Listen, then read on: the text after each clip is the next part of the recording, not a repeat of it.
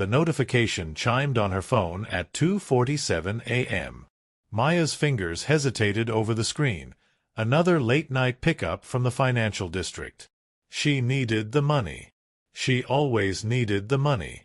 Her beat-up Honda pulled up to the address, and a man in a blood-soaked suit collapsed into her back seat.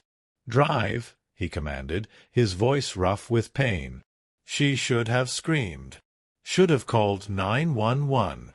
Instead, her eyes met his in the rearview mirror. Dark, dangerous, and somehow desperate. "Where to?" she heard herself ask. That's when she noticed the gun on his lap, and the way every car on the street suddenly looked like it was following them. This is a story that will grip you from start to finish. If you want to know how a single night changed 2 lives forever, subscribe to the channel and drop a comment telling us where you're watching from. Every view matters, and this journey is just beginning. Maya Chen had been driving for Uber for 8 months, and she thought she'd seen everything. Drunk Wall Street traders, crying bridesmaids, couples fighting. But nothing prepared her for the man who stumbled into her car that freezing February night. The notification had pulled her from a half-sleep in a 7-Eleven parking lot. One more ride, she'd told herself.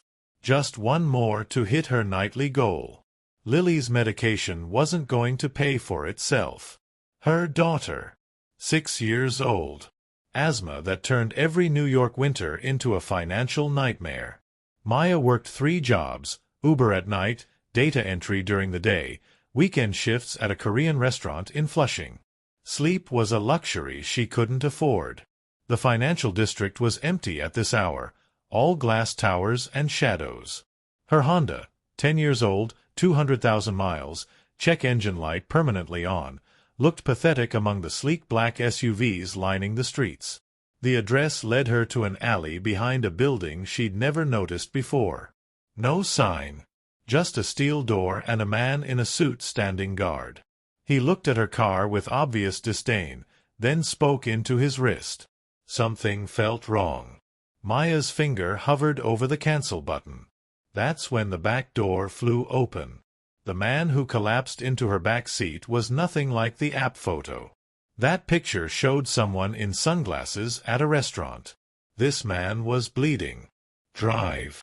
His voice cut through her shock, accent she couldn't place, command that made her body obey before her brain caught up. "Sir, you need a hospital. Drive. Now." He pressed something against his side. His hand came away red. "Unless you want to die in the next 30 seconds. Maya's eyes found the rearview mirror. 3 men burst from that steel door, guns visible in the streetlight. She drove. Her Honda screamed as she floored it, running a red light, her heart hammering against her ribs. She'd never broken a traffic law in her life. Never even gotten a speeding ticket. "Who are you?" Her voice shook. "Someone you should forget you ever met." He was watching the side mirror, tension radiating from him like heat. "Take the next left." "Not the light, the alley." "I can't just." "You can, and you will." His tone softened slightly. "I'm not going to hurt you." "But the men following us? They won't hesitate." Maya took the turn. Her hands were white-knuckled on the wheel, her mind racing. Call the police. Crash the car. Do something. But she kept driving, navigating streets she knew by heart, losing the black SUV in a maze of one-way streets and construction detours. After 15 minutes, he spoke again. "Pull over." "Here." They were in front of a warehouse in Red Hook. Empty. Industrial. The kind of place bodies got found. She killed the engine, her whole body trembling. "Are you going to kill me?" He laughed, a sound without humor. "If I wanted you dead, you'd be dead." He met her eyes in the mirror, and something in her chest tightened. Even pale with blood loss, even clearly in pain, he was the most striking man she'd ever seen. Sharp features. Eyes like black ice. Presence that filled the entire car. "What's your name?" "Maya." The truth escaped before she could think to lie. Maya. He repeated it like he was tasting wine. Italian. Chinese. Korean mother. Chinese father. Not that it matters since I'm probably going to die tonight anyway. Another laugh, this one almost genuine. You're not going to die. You're brave. Stupid, but brave. You should have thrown me out of the car. I thought about it. But you didn't. He shifted, wincing. Why? Maya didn't know how to explain the desperation that made a person do dangerous things. The exhaustion that made fear feel like just another item on an endless to-do list. I need the 5-star rating, she said instead. This time, his laugh was real. That's when she noticed the blood pooling on her back seat. You're really hurt. Let me.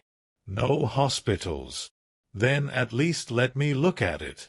I'm not a nurse, but my daughter has medical emergencies all the time. I know basic first aid. Something shifted in his expression. You have a daughter? 6. Lily.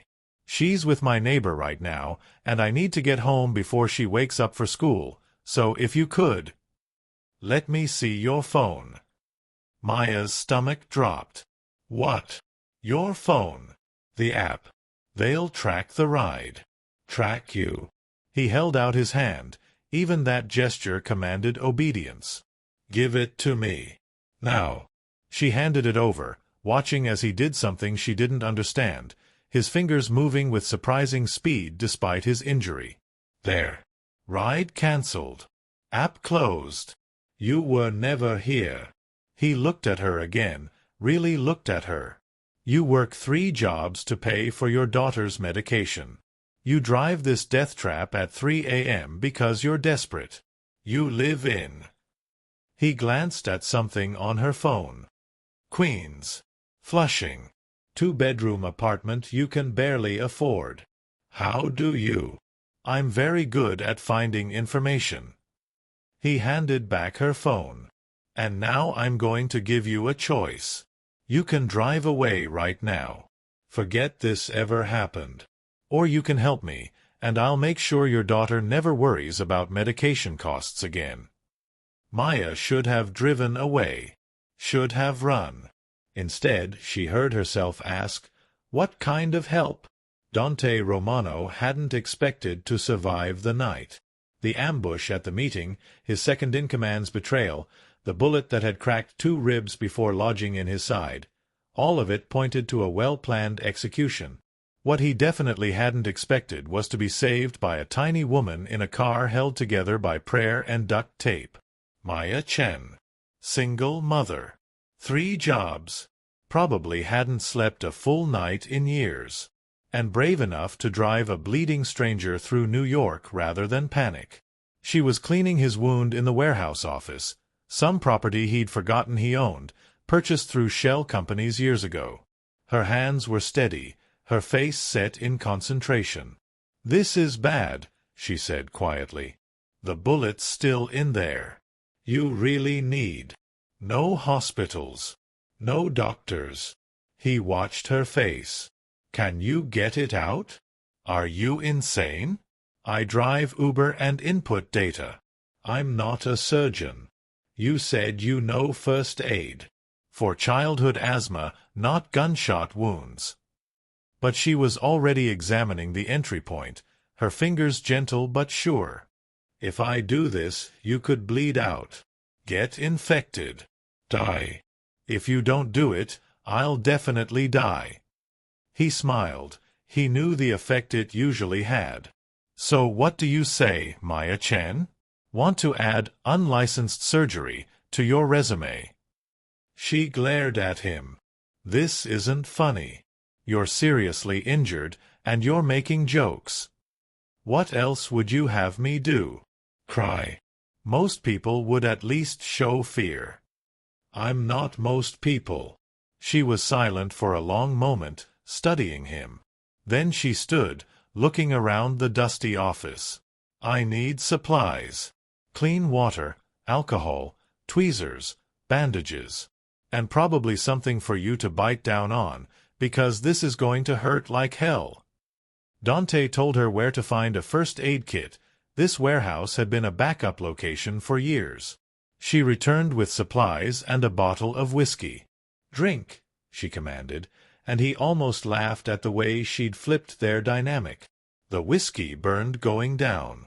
Maya positioned herself beside him, her hands incredibly gentle as she cleaned around the wound. "This is the worst career decision I've ever made," she muttered. "Probably the most lucrative, though. If you live." Such optimism. She met his eyes, and for the first time, he saw the fear she'd been hiding. "Who are you? Really? Someone you should forget about.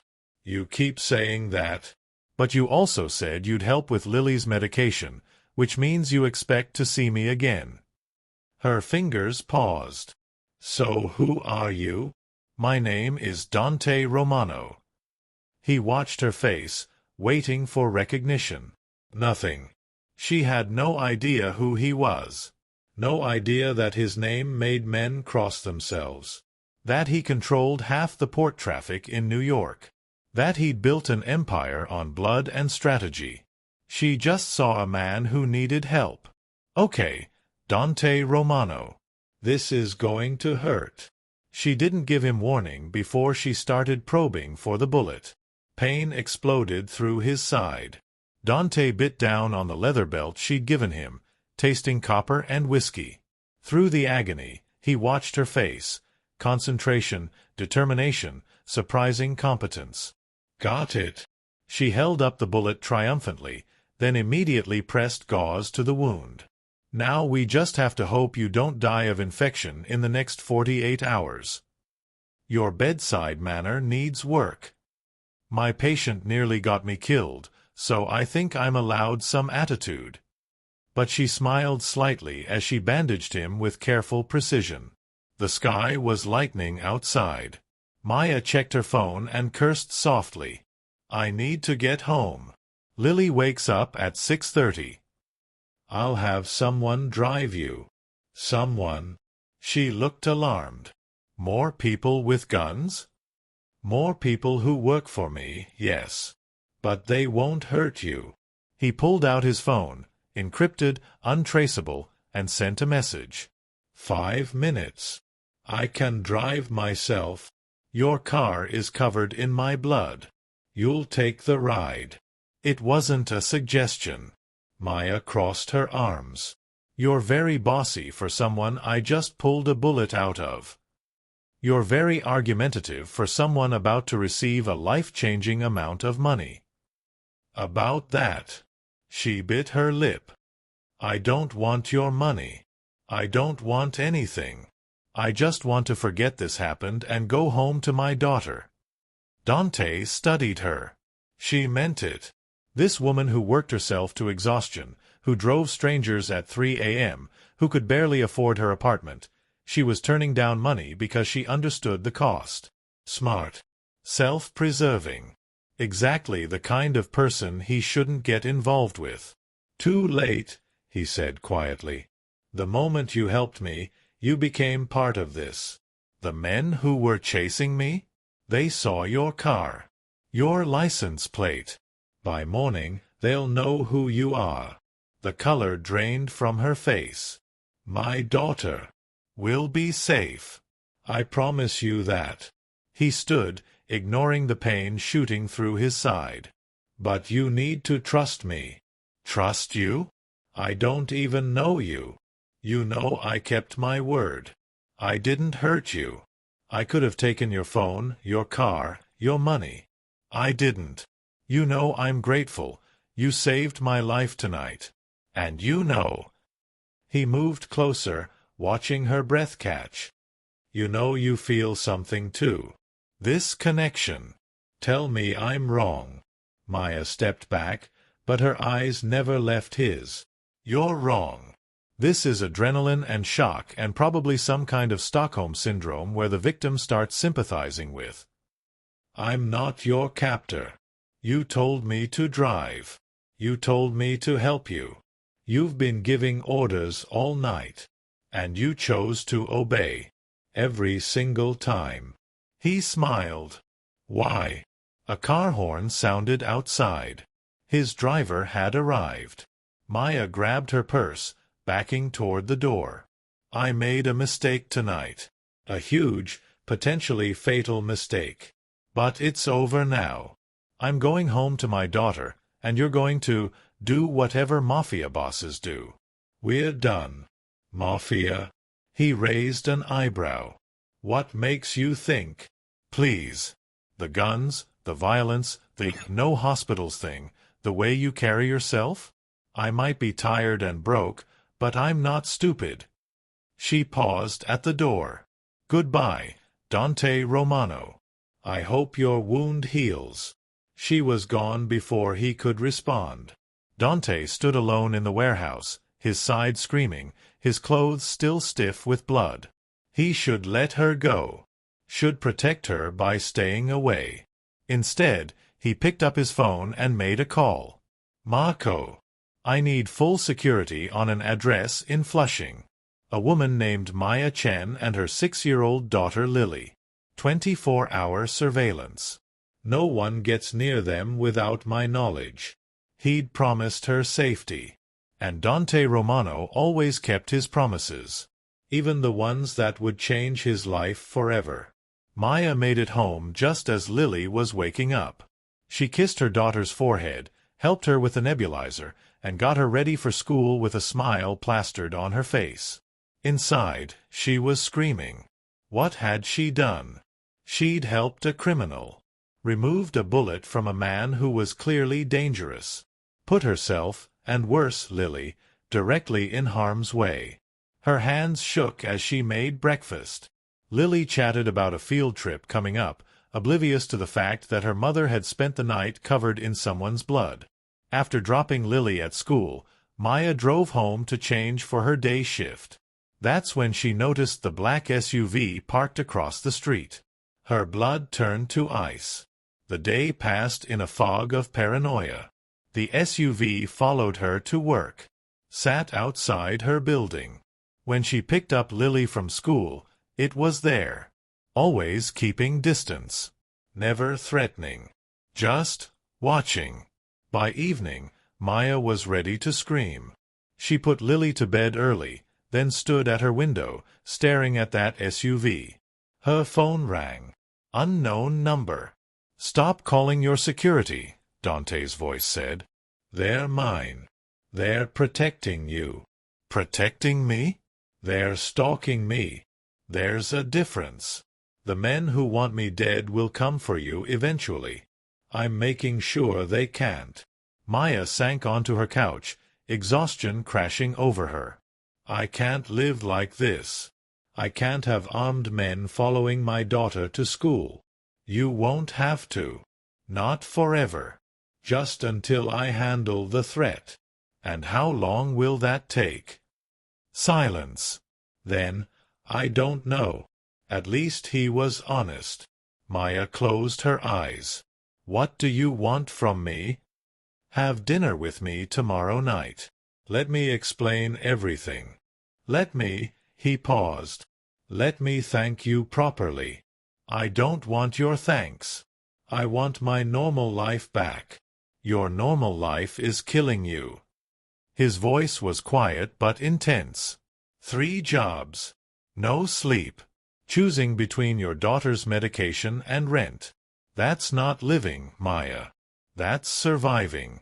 Barely. Tears burned her eyes. You don't know anything about my life. I know you're strong. Brave. Resourceful. I know you saved a stranger's life without hesitation. I know your daughter is lucky to have you. He paused. And I know you deserve better than this. Better like what? A life funded by crime? Money earned through violence. Money that could save your daughter's life. Give her opportunities. Send her to the best schools. Make sure she never has to watch her mother work herself to death. Maya wanted to argue. Wanted to throw his offer back in his face. But Lily had another specialist appointment next week. One her insurance only partially covered. One that would take the last of her savings. "Dinner," she heard herself say. "One dinner. You explain everything. And then I decide. That's all I ask." She could hear the smile in his voice. "I'll send a car tomorrow at 7. No black SUVs. I'll send a normal car. Something that won't scare the neighbors." He hung up before she could change her mind. The next evening, a silver sedan pulled up, expensive but understated. The driver was a woman in her 50s who smiled warmly and complimented Lily's drawing skills. Mrs. Park, her neighbor, had agreed to watch Lily. The elderly Korean woman asked no questions, just squeezed Maya's hand and told her to enjoy her evening. If only she knew. The restaurant was in Manhattan, the kind of place Maya had walked past 1,000 times but never imagined entering. No menu in the window.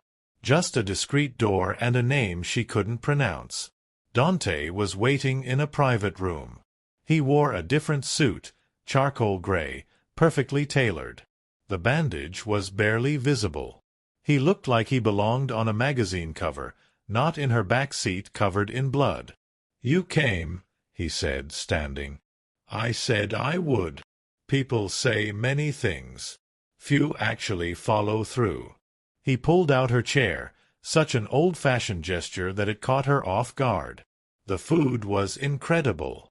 Course after course of things Maya had never tasted. Dante ordered in Italian, his accent flawless, and she found herself leaning forward to catch every word. "You speak Italian," she observed. "First language. My father moved us to New York when I was 12, but I grew up in Sicily." "Is that where you learned to?" She gestured vaguely. "To run a criminal empire?" He smiled without humor. "That I learned from necessity. My father was killed when I was 15. His associates thought they could take over. They thought I was too young, too soft." His eyes went dark. They were wrong. Maya should have been terrified. Instead, she felt something else. Recognition, maybe. She understood what it meant to fight for survival. "What happened to them? I made sure they never underestimated youth again." He leaned back. "I'm not going to lie to you, Maya. What I do is illegal. Dangerous. I've made enemies. I've made choices that keep me awake at night." His gaze locked onto hers.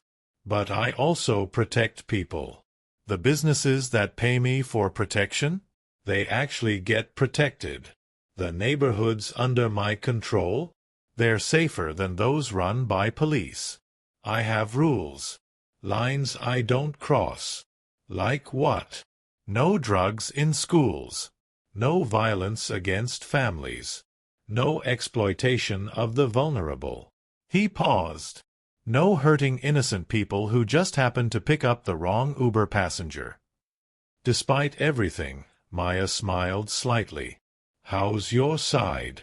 "Healing perfectly. You did good work. I had good motivation. You threatened me. I offered you money. Same thing. Is it?" He leaned forward. "I'm offering you money now. No threats. No coercion. Just an offer. Let me help you. Let me make sure Lily gets everything she needs. In return, all I ask is that you have dinner with me occasionally. Let me get to know you." "That's it? Dinner. That's it. You keep your apartment, your jobs if you want them, your independence. I just—" He seemed to struggle for words. "I just want to spend time with you." Maya's heart hammered. "Why?" "Because in 35 years, I've never met anyone like you. Because you looked at me bleeding and scared and you helped anyway. Because when I told you who I was, you didn't cower or worship. You called me bossy." He smiled. "Because your daughter draws pictures of clouds, and you keep them in your wallet even though there's no room. Because you're real, Maya. And in my world, that's rarer than diamonds." She wanted to say yes. Wanted it so badly it scared her. "I need to think about it." "Take all the time you need." He slid an envelope across the table. "This is for Lily's medication. And the specialist appointment. It's not contingent on your answer. It's just because I can help and you need it." Maya opened the envelope. Stared at the check. Enough to cover 6 months of medication. Maybe more. "I can't accept this." "You can. You will. For Lily." His voice was gentle but firm. "Let me do this one thing. Please." The please broke her. This powerful, dangerous man asking her permission. She took the check. "I'll think about the rest," she whispered. "That's all I ask." When he walked her to the car later, his hand brushed her back, a gentle guidance that sent electricity down her spine. He opened the door for her, then leaned down. "Thank you for tonight. For giving me a chance. I haven't decided yet. I know. But you came. That's enough for now."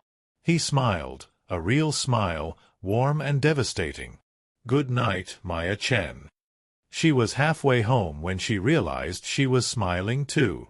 And that maybe, just maybe, she'd already made her decision. 3 weeks later, Maya's life had transformed in ways she couldn't have imagined. She'd quit her data entry job.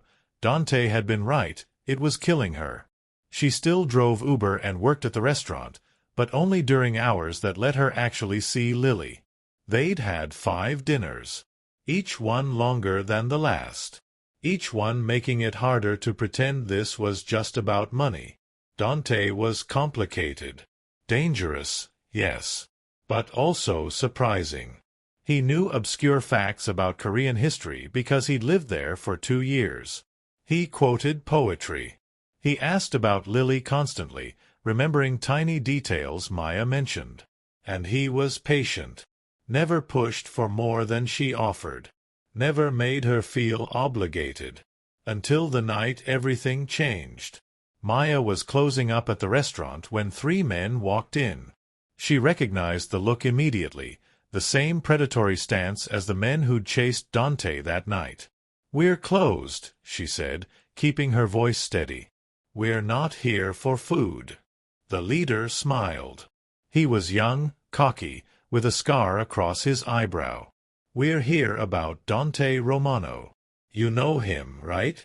Pretty boy in the expensive suits." "I don't know what you're talking about." "Don't lie. We've been watching you. The dinners. The bodyguards. You're his new pet." He moved closer. "Here's what's going to happen. You're going to call him. Tell him you're in trouble. Get him to come alone. And if I don't?" He pulled out his phone, showing her a photo. Maya's legs nearly gave out. It was Lily. At school. Playing on the playground. You wouldn't. But she knew they would. "Call him. Now." Maya's hands shook as she dialed. Dante answered on the first ring. "Maya? What's wrong?" She couldn't say the words. Couldn't betray him. The leader grabbed her phone. "Romano. You want your girl in one piece? Come to the restaurant. Alone. 30 minutes. Or we start sending you pieces of her daughter." He hung up. Maya fought to breathe. "Please. She's 6. She's innocent. Whatever this is between you and Dante, leave her out of it. Should have thought of that before you got involved with the wrong man." He shoved her into a chair. "Now we wait." The longest 28 minutes of Maya's life passed in terrified silence. She thought of Lily. Of her smile. Of the way she said, "I love you, Mommy," every single night. Then the door opened. Dante walked in alone, his hands visible, his expression calm. Too calm.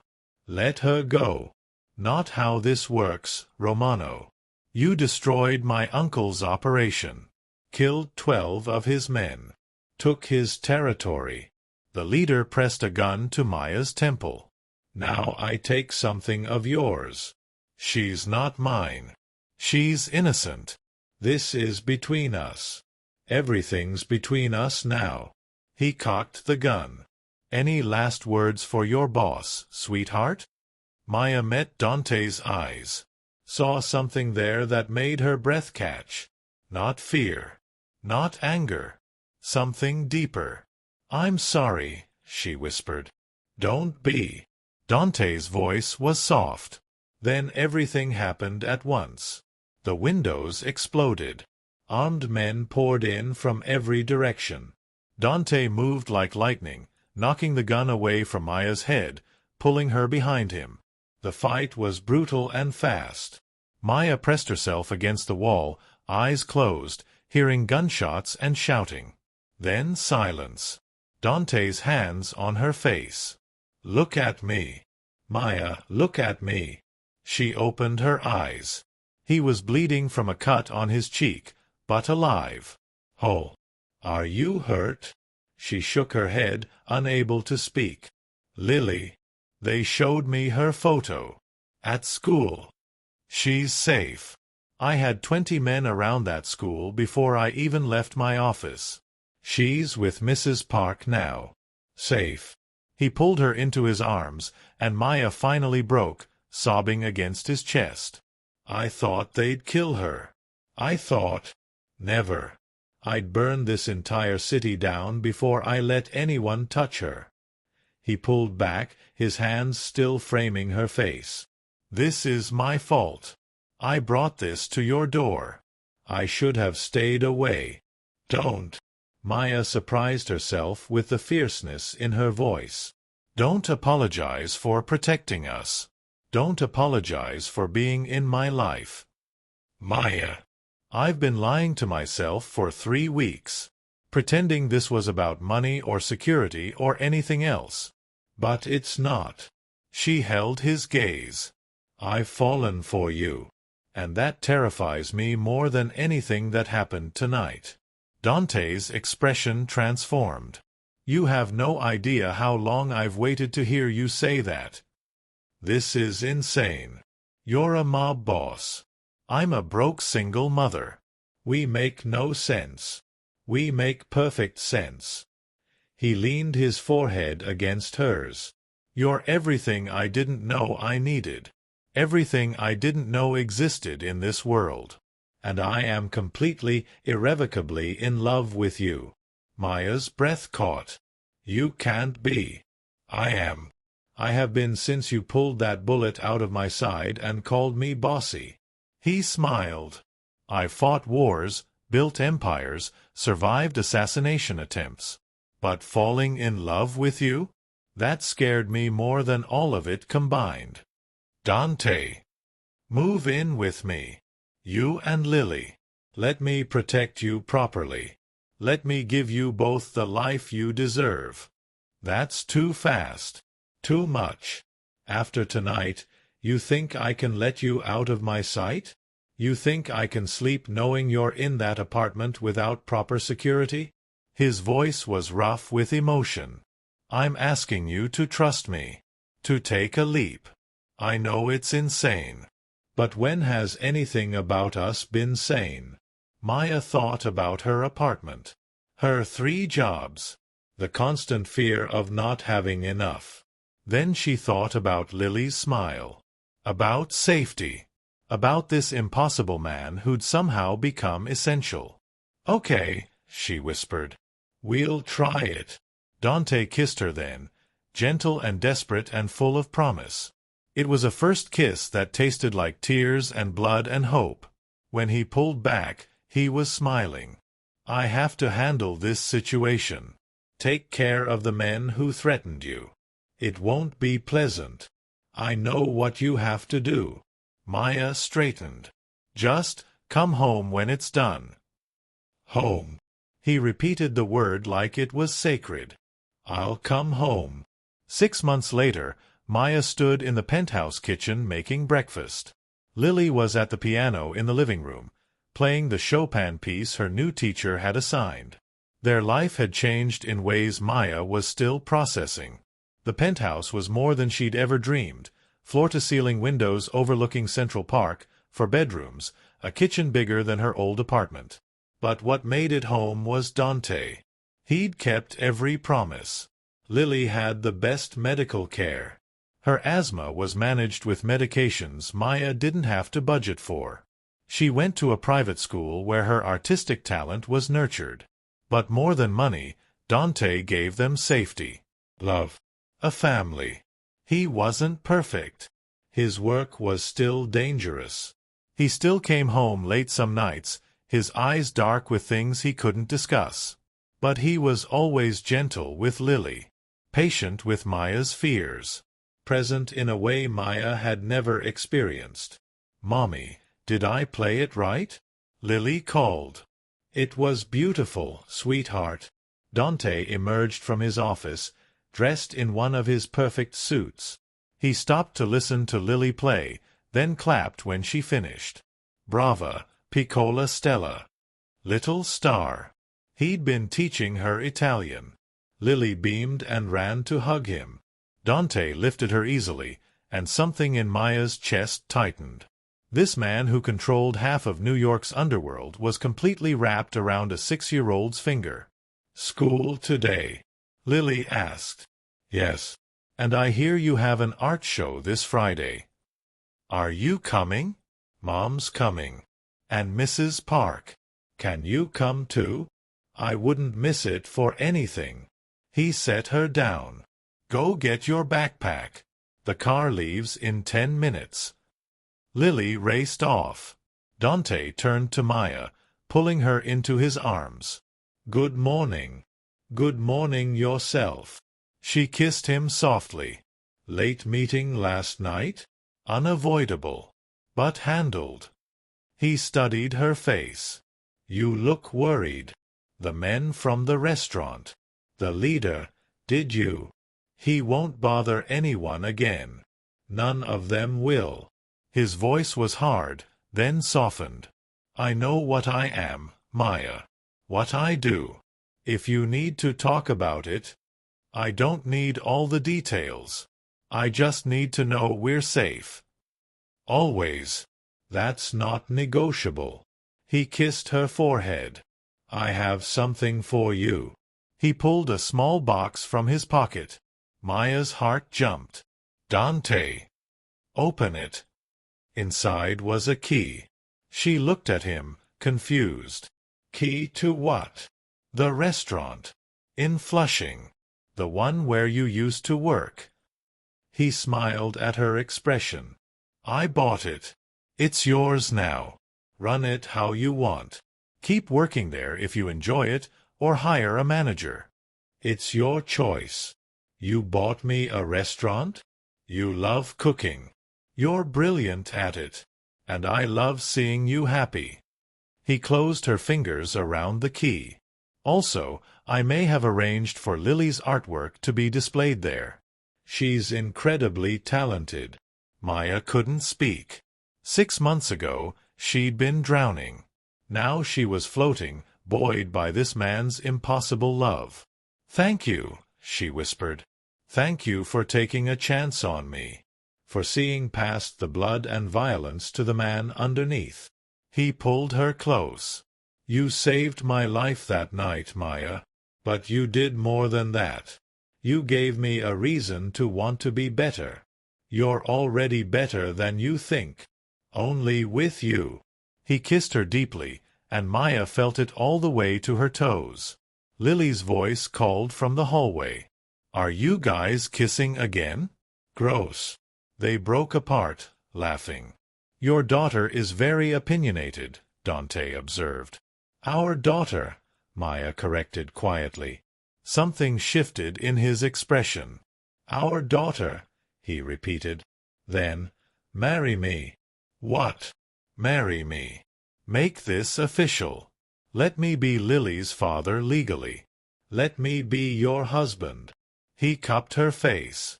I know it's fast. I know we're unconventional. But I love you. And I want forever. Maya thought about that night 6 months ago. The blood, the fear, the choice she'd made to help a stranger. Every decision since had led here. Yes, she said. Yes, I'll marry you. Dante's smile was worth everything. 2 years after that night, Maya stood in the restaurant, her restaurant, watching Lily show off her artwork to a crowd of customers. The 8-year-old moved confidently through the space, explaining her paintings with an artist's passion. Dante stood beside Maya, his arm around her waist. The wedding band on his finger caught the light. "She's amazing," he murmured. "She gets it from both of us. Your confidence, my creativity. She gets everything from you. I just provide the security detail." But he was smiling. Their life wasn't perfect. Dante's world was still dangerous. But they navigated it together as partners. He'd restructured his operations to be less violent, more legitimate. It was a slow transition, but he was trying. For her. For Lily. For the family they'd built from impossible circumstances. Mrs. Park approached, beaming. "Your daughter is a star. And this kimchi recipe? Perfection." "Thank you for teaching it to me," Maya said warmly. The elderly woman patted her hand. "You were always meant for great things. Even when you were tired and scared, I caul tenter novamente vi continuarsiet." She glanced at Dante. "And you found someone worthy of your strength." After she walked away, Dante pulled Maya closer. "Have I told you today that I love you? Only 3 times. Not enough." He kissed her temple. "I love you, Maya Romano. Thank you for getting into that car. Thank you for being brave. Thank you for choosing me." Maya leaned into him, watching their daughter shine. "Thank you for getting into the wrong Uber. For being kind enough to let me help. For changing my life forever." "Our lives," he corrected. "You changed mine just as much." And as Lily laughed, as customers enjoyed food made with love, as the city hummed outside their windows, Maya realized something profound. Sometimes the wrong turn leads you exactly where you need to be. Sometimes a stranger becomes family. Sometimes love finds you in the most impossible places. And sometimes, just sometimes, kindness changes everything. And that's where their story settles, for now. If this journey moved you, if you felt every twist and turn alongside Maya and Dante, hit that like button and share this with someone who loves a powerful love story.